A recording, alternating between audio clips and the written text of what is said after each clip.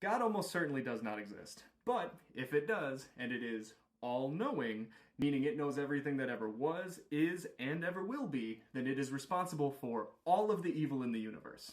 Don't worry, I'll explain. So if you believe God exists, that means that you believe in a time where humans did not exist, because God had not yet created us.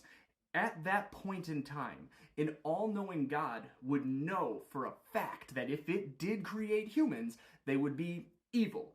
Evil in air quotes because morality is actually subjective, but it knew that they would be awful to their planet, awful to other species on their planet, awful to their own species, and arguably most importantly, awful to God because they would break its precious little nonsensical rules.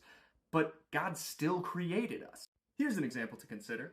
If you knew, not guessed, not hypothesized, not assumed, but you knew undoubtedly, assuredly, 100% for a fact that if you had a child, that child would grow up to be a mass unaliver, and you still decided to have that child, you would be a terrible person. That same standard should apply to God, and as far as I'm concerned, it does. So, since God knew it was bringing evil into the universe, and it decided to do it anyway, God is evil. Oh, and if you think the free will excuse gets God out of this one, you're wrong, because free will is incompatible with an all-knowing God. If God is omniscient, then it knows how we're going to act in advance. Everything that we do has to align with God's foreknowledge, meaning that our free will is actually just an illusion. Either God is all-knowing, or we have free will. Both cannot simultaneously be true, and this argument supposes the former over the latter.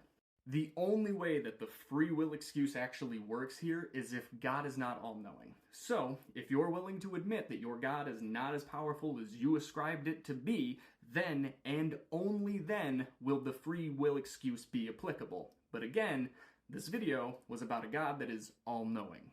On that note, I'm going to be over here being good without God, and I hope that you have an absolutely fantastic day!